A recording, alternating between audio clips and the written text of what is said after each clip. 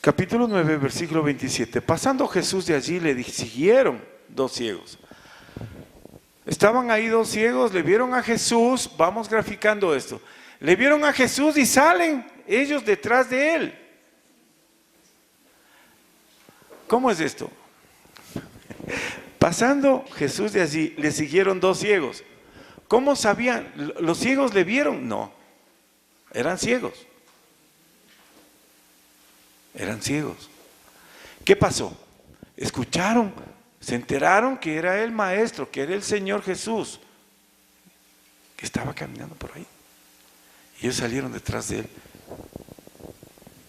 Dice, y le siguieron dos ciegos dando voces y diciendo, ten misericordia, ten misericordia. ¿Por qué le siguieron? Claro, ellos querían ser sanados, eso es entendible. Pero ¿por qué le siguieron? Porque seguramente el Señor o no les alcanzó a ver, o no reparó en ellos, o deliberadamente no quiso poner atención en ellos, el Señor. No lo sabemos, no cuenta la palabra eso. Pero cuando caminaba dice que le siguieron. Algunos aseguran que cuando ellos empezaron a seguirle, probablemente los discípulos les dijeron a ellos, aléjense, no le molesten, no le estorben al Señor.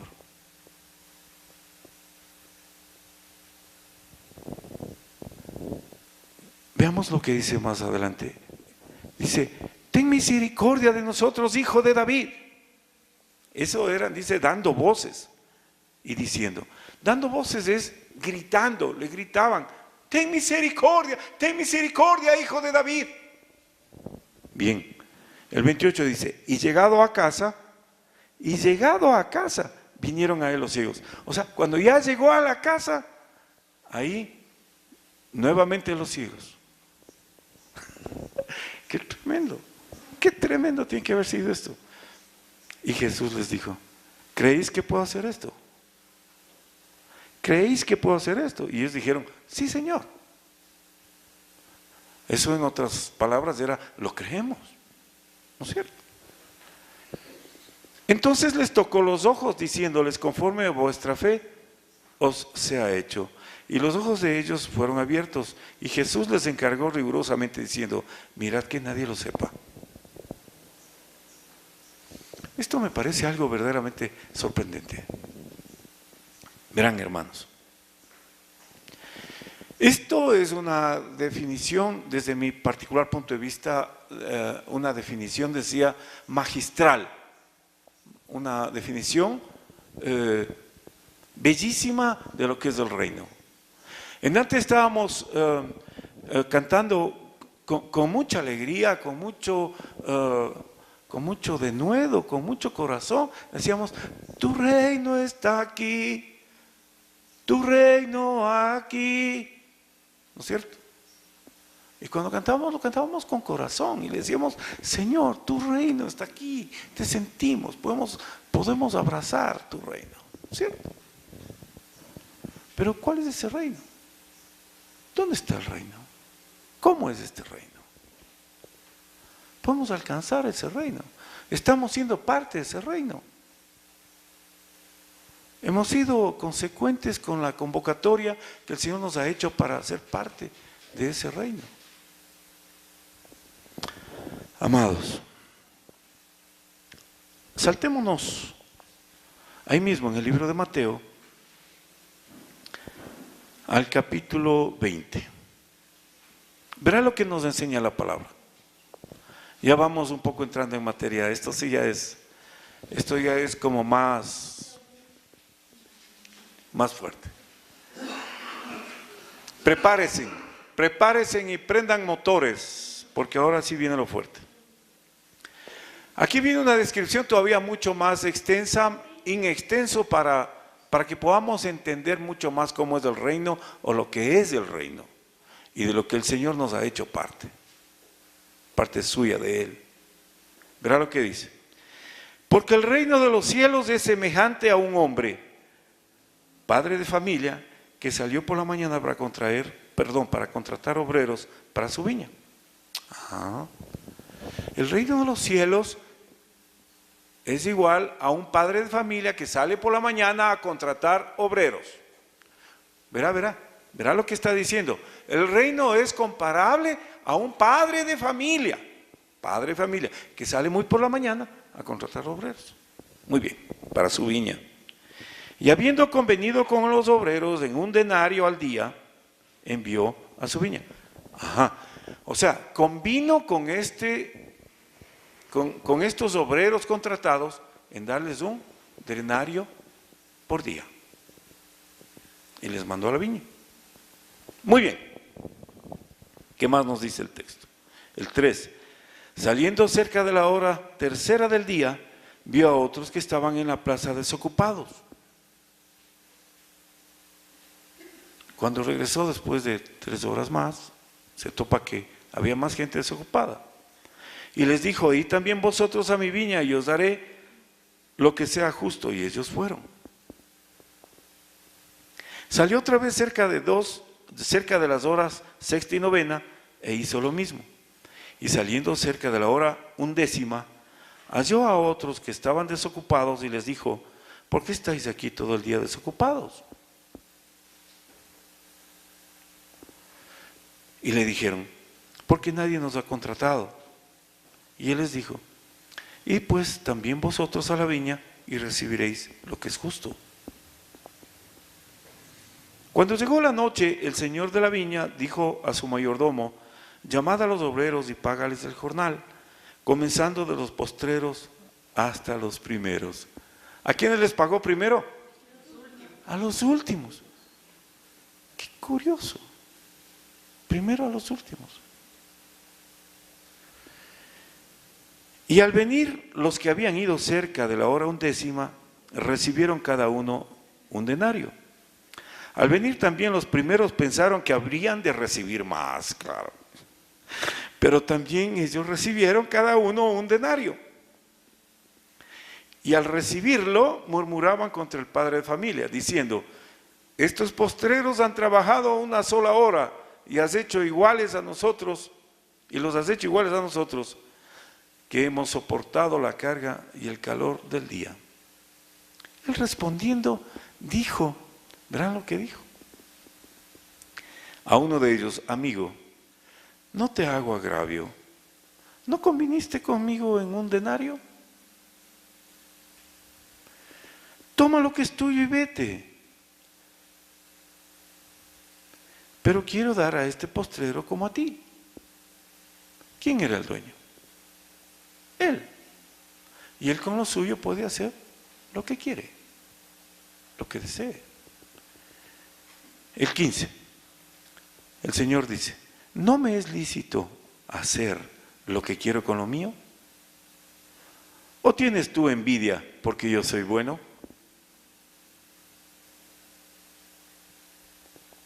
Wow.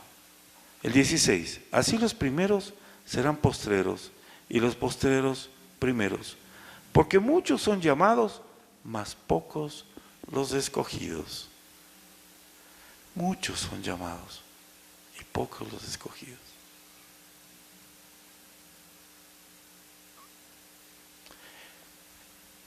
Con la lectura que hemos tenido este momento, hay varias cosas que saltan a nuestra mentalidad, a nuestra forma de pensar. Nuestro pensamiento nos embarga probablemente de primera instancia: pero ¿cómo puede ser posible? Si los unos trabajaron 8 o 10 horas durante todo el día, bajo el calor, iban a recibir el mismo salario del que trabajó apenas 1 hora. Ustedes seguro dirán y se preguntarán: pero esto es justo. No es justo. No es justo. Y el Señor le dice: ¿por qué estás a disgusto si yo convine contigo en 1 denario por tu trabajo, por el día, y coge tu dinero y vete? No tengas envidia. Aquí lo trascendente es que estamos viendo cómo va a ser en el reino el tema. Él es el soberano. Él sabe por qué. Él pesará los corazones de todos y cada uno. Seguramente habrán muchos como yo que hemos trabajado, a lo mejor mucho, a lo mejor poco, a lo mejor nada, frente a otros. No es el tema de comparaciones. Es la voluntad de Dios. Dios sabe dónde está el corazón de cada uno. Dios sabe lo que está haciendo y lo que uno le ha permitido que Él haga con cada uno de nosotros. Porque a veces somos desobedientes y no nos gusta escuchar lo que el Señor nos está diciendo. Y somos renuentes a cumplir su palabra, su mandato. Ese es el problema. Cuando tenemos clara la película aquí, entonces ahí ya, como que nosotros un poco debemos ir con más humildad y no preocuparnos del ajeno, preocuparnos del prójimo. A menudo nosotros tenemos ese problema de que nos preocupamos. No debemos ser preocupados. Nos preocupamos del vecino, nos preocupamos de todo, nos preocupamos de nuestros hijos, nos preocupamos de todo y de todos. No. ¿Por qué digo no? Porque debemos ocuparnos, no preocuparnos. ¿Para qué preocuparte? Ocúpate, no te preocupes. Es que estoy preocupadísimo, es que tengo una preocupación. ¿Qué preocupación que me causan mis hijos? No, ocúpate. Ocúpate. ¿Te preocupa qué lugar ocuparás en el reino? ¿Te preocupa cómo saber, digamos, cómo es el reino? Tremendo. Vamos a ver cómo es el reino un poquito. Saltémonos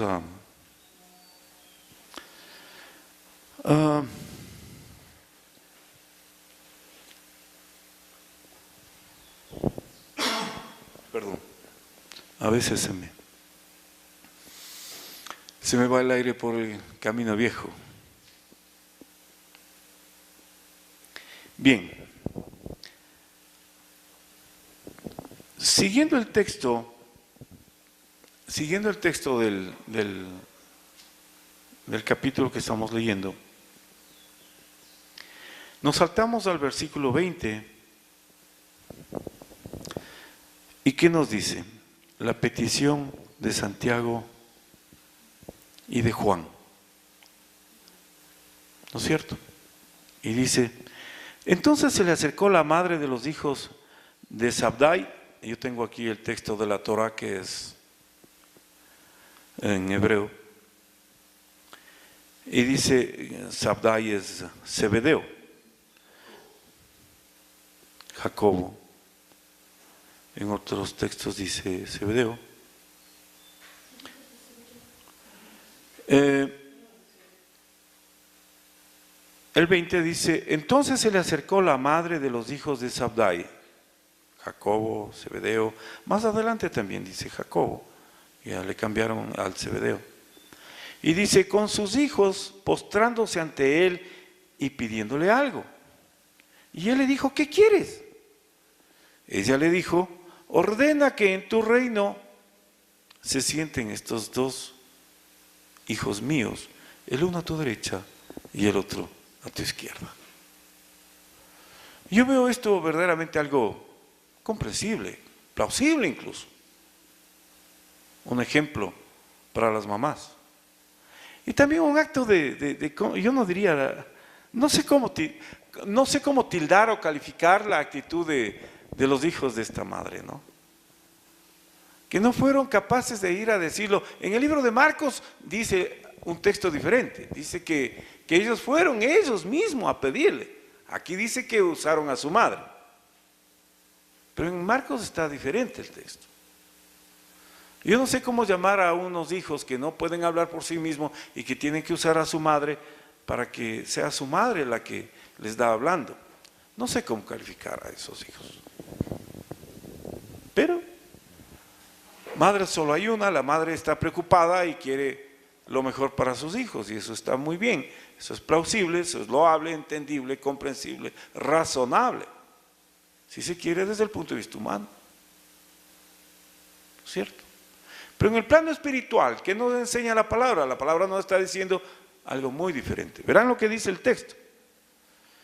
Entonces Rabinú Melech, que es nuestro Señor Jesucristo, respondiendo dijo: no sabéis lo que pedís.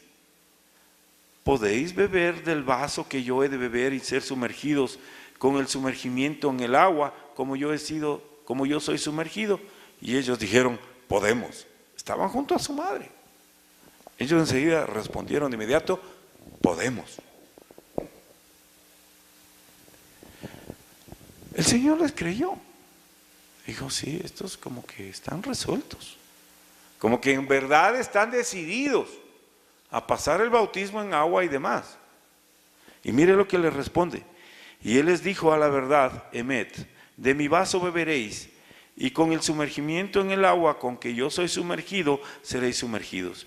Pero el sentaros a mi derecha y a mi izquierda no es mío darlo. Ajá. Sino a aquellos para quienes está preparado por mi Padre. Esto se parece un poco como cuando el Señor Jesús nos hablaba del abismo que separa entre el cielo y el infierno. Y podemos encontrar en el mismo libro de Mateo cuando se habla de parábola del hombre rico y Lázaro el mendigo, que dice, y la palabra parábola a propósito es algo puesto por sociedades bíblicas. Ese no es parte del texto original de la palabra de Dios. Estaba Jesús hablando de que hay un abismo entre el cielo y el infierno. Y que no había cómo. E igual, le dijo al hombre rico, le dijo: me pides cosas imposibles. Hay un abismo que separa. Algo así está diciéndole: sentados a mi derecha, a mi izquierda,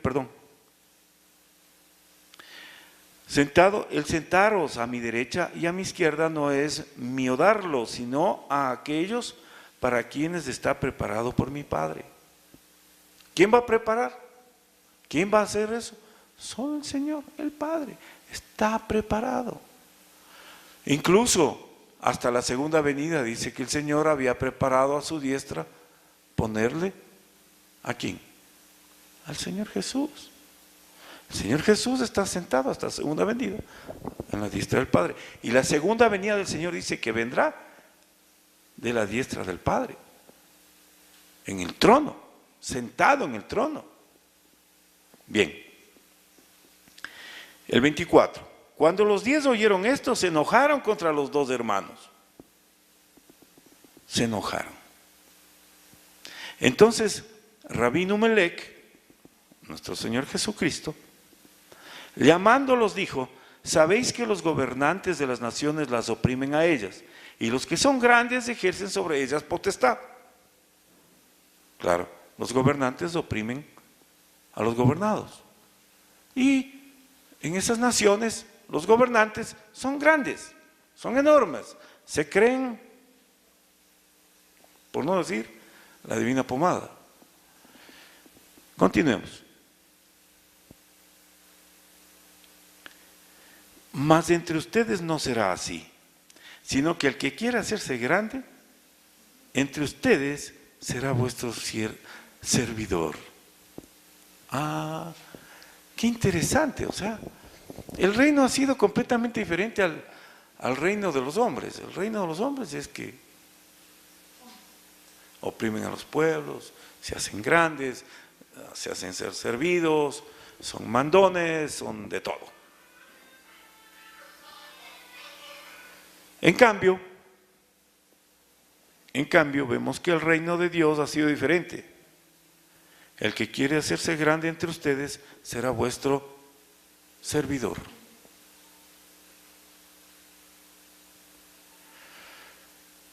A menudo nosotros cuando tenemos que servir o pasar por el servicio, a veces lo hacemos pero no lo hacemos con amor, o lo hacemos con desdén, o lo hacemos de mala gana, o lo hacemos con mire, ven cómo soy. Tampoco creo que eso es lo que busca el Señor.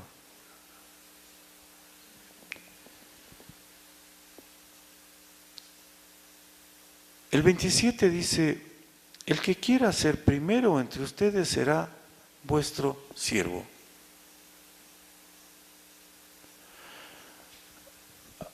A menudo, inclusive la palabra, se me vienen un montón de cosas a la cabeza, no sé por dónde empezar. A menudo ustedes habrán tenido la ocasión de llegar a un auditorio como este. Y seguramente usted dirá, ¿por qué no estoy en la primera fila? En algunos lugares incluso venden las localidades de las primeras filas, incluso para hechos como el que estamos viviendo en este momento, de una predicación.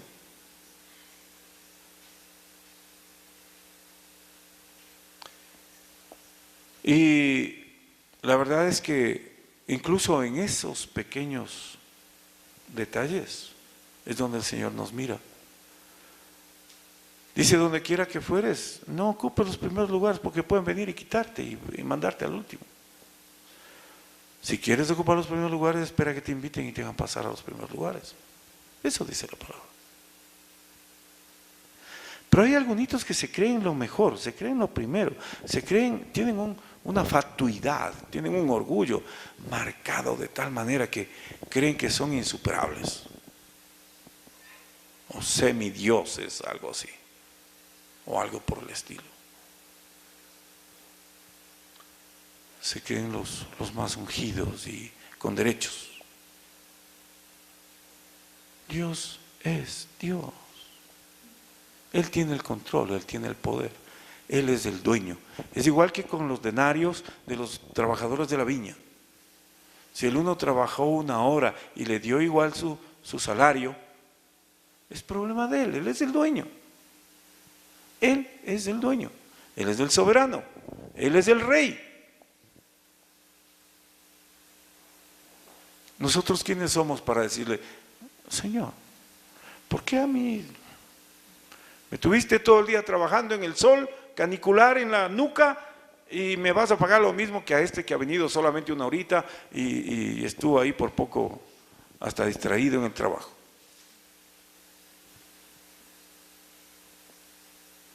Nosotros no tenemos que estar con la mirada en el vecino, en el prójimo, sino para servir, para ayudar. Nuestro llamado es para servir. Incluso Jesús dice, como el Ben Adán, el Hijo del Hombre, que no vino a ser servido, sino para servir y para dar su vida en rescate por muchos. Nosotros tenemos que ser igual a Él. Tenemos que tener una estatura crística donde estemos dispuestos a rendirnos, a morir en la carne. ¿Me escuchó bien? Tenemos que tener bien claro esto, porque mientras persista, mientras viva la carne por sobre el espíritu en tu vida, entonces vas a tener este tipo de problemas. Este no es un tema de vanidad, este no es un tema de meramente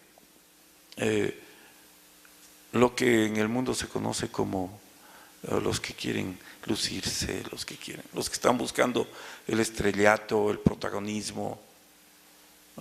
Mi esposa tiene una palabra para eso. No se acuerda, ni yo tampoco. Mejor. A menudo nosotros queremos ocupar los primeros lugares. Y si buscáis obispado, buena cosa deseáis, dice la palabra. Por supuesto que es bueno. Por supuesto. Y a eso estamos combinados. Esa es la gran comisión. El punto es que no es cuestión de desear por desear,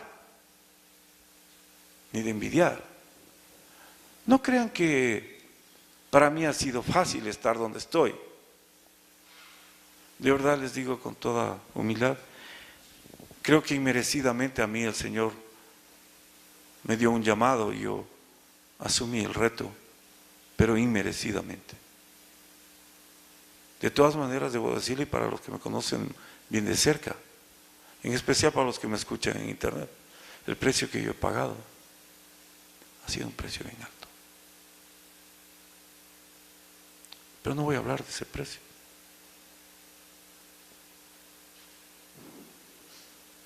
Estoy en la viña, eso es lo importante. Y no me importa el salario. Lo que me importa es estar en la viña.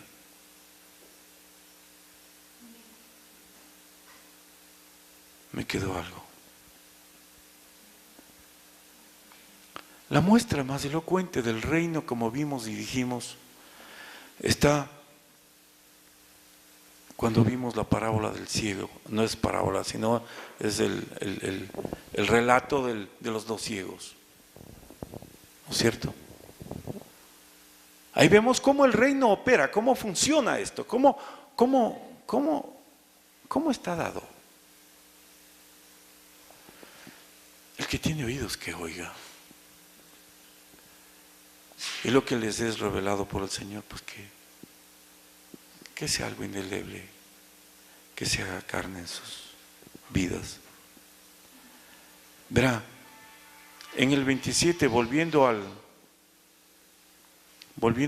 texto de los dos ciegos sanados, dice: le siguieron los dos ciegos dando voces diciendo: ten compasión, Yejed, ten compasión, Yejed, de nosotros, hijo de David. Estoy leyendo en el texto de la Torah. Y llegado a la casa vinieron a él los ciegos. Primero tuvo que llegar a la casa, o sea que no les estuvo escuchando. Jesús no les escuchó.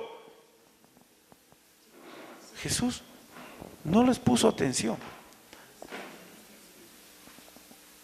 No les puso atención. Y luego, cuando ellos ya le abordan, les dice: ¿creéis que puedo hacer esto? ¿Creéis que puedo hacer esto? No les dijo: arrodíllate, híncate, te voy a exorcizar, ni primero te voy a hacer una limpia, o te voy a hacer una, como dicen ahora, una liberación. Dice: te voy a hacer una liberación, ponte de rodillas y te voy a imponer manos. No. Dijo: ¿puedes creer en esto?